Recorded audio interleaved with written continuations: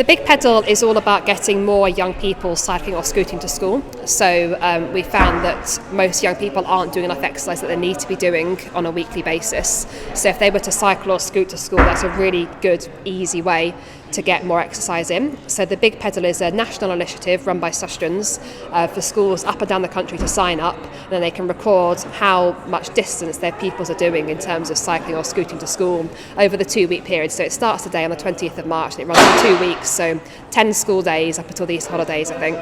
And then we'll see which school wins, basically, which school gets the most kilometres done.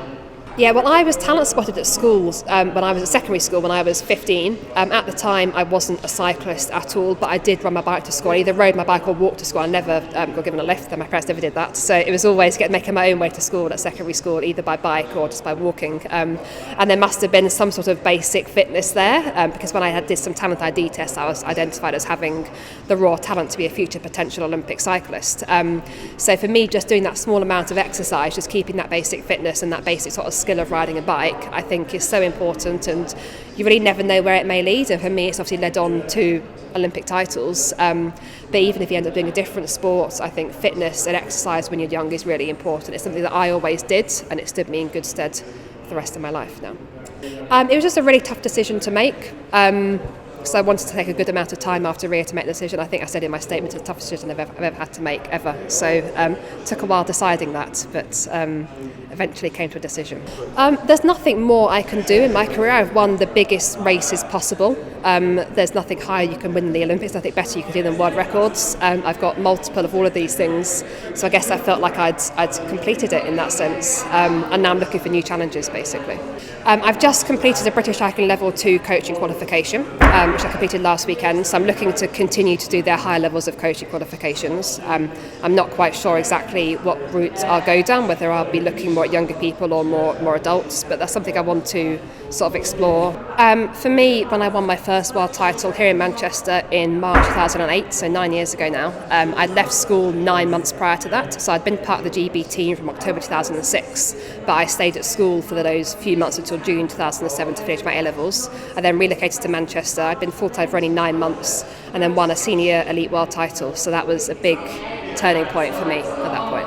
Perhaps were you quite surprised by the sort of rate of success? Is that part of what made it so special? Yeah, I guess I was. It's weird looking back. I guess I've not really had time to reflect on it all.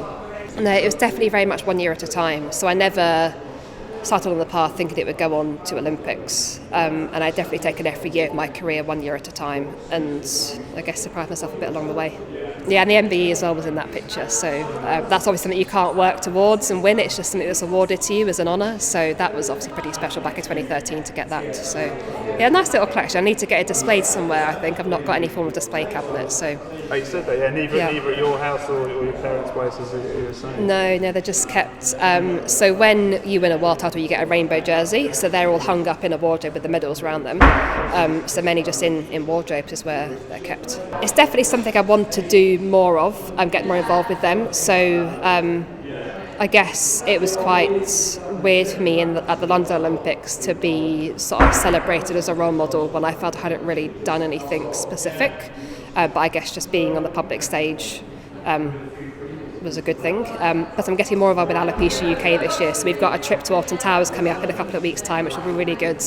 Never actually done any really big events with them so far, so I want to get more involved with the alopecia charities and try and help in that sense with people. Yeah, that's definitely been one of my mantras, to focus on what you can control and don't let any other conditions define you. Define yourself how you want to be defined. So for me, whether that's cyclist or whether it's something else, you'd be the one to choose what that is.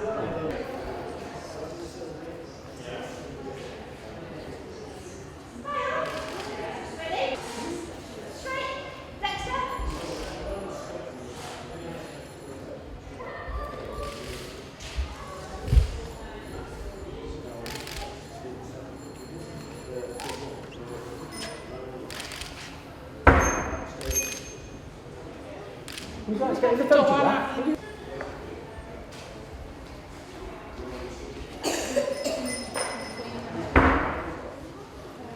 Daisy.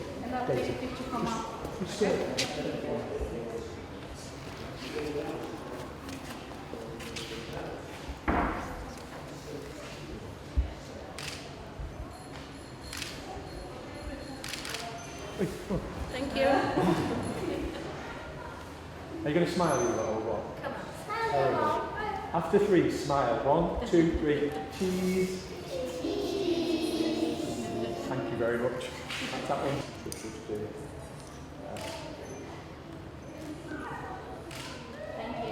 you very much.